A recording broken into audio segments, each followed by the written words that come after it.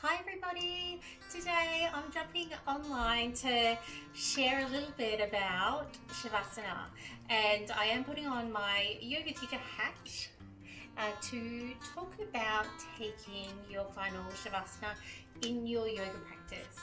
I have noticed as someone who attends other classes and also as someone who shares and teaches yoga that people will often leave a yoga class during Shavasana or right before Shavasana. So a general class will follow the format of starting with grounding, meditation, and then move into a warm-up, followed by the more dynamic part of practice, and then there is the warm down, cool down, and then your final Shavasana. Shavasana translates to corpse pose in Sanskrit, and it can sound very scary. Corpse pose. What does that mean?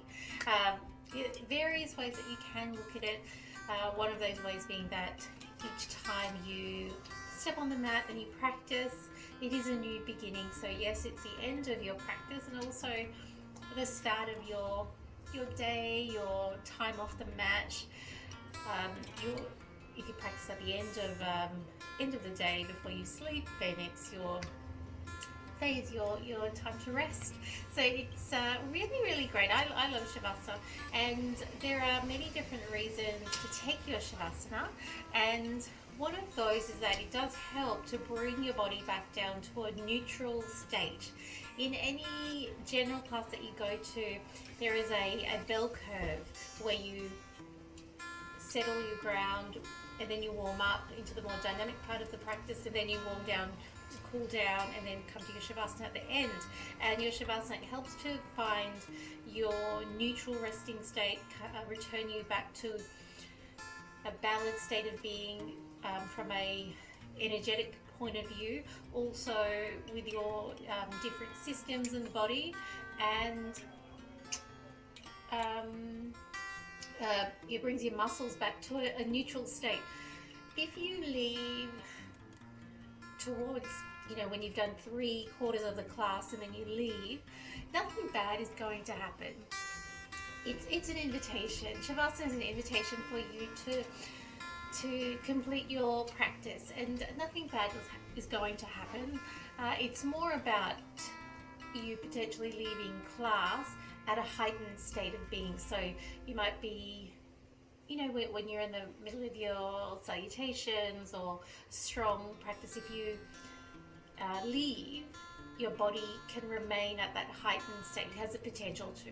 Everybody's body is different, but generally speaking, you can stay at that heightened state as you go about your day, or say you are doing a practice in the evening. It may take you longer to settle before you can go to sleep or feel like you can shift into your rest and digest state.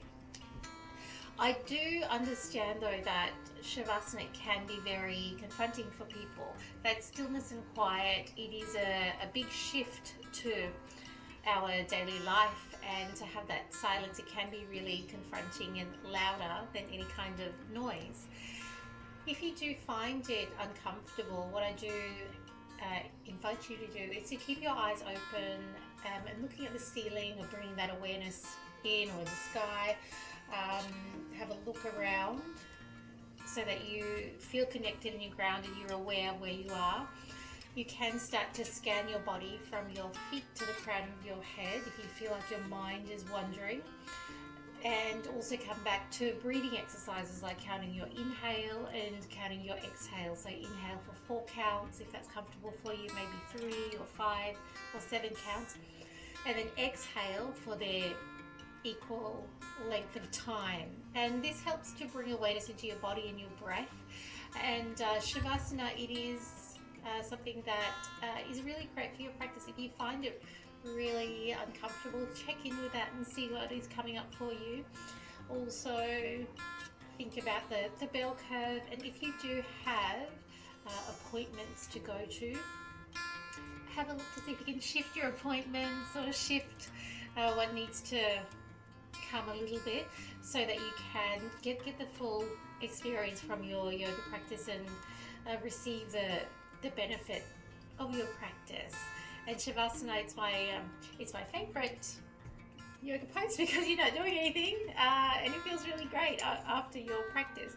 However, I do understand everyone has a different experience, and so it is very much about working with your body where you are.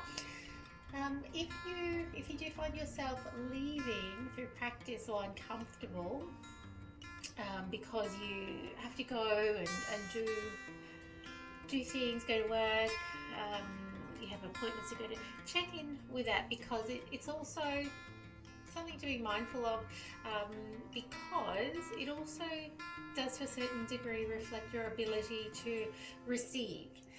You can give a lot to your practice, give a lot to other people. How are you off the mat in the world? Sometimes you can give, which is really, really beautiful and very kind. Equally important is giving back to yourself, and so those 5, 7, 10 minutes of Shavasana can be really precious and enable you to fill up a little bit more so that you are able to show up more fully in the world. So that is my share about Shavasana and invitation to check in with your Shavasana, and I really encourage you to take your Shavasana. Thank you so much. Bye.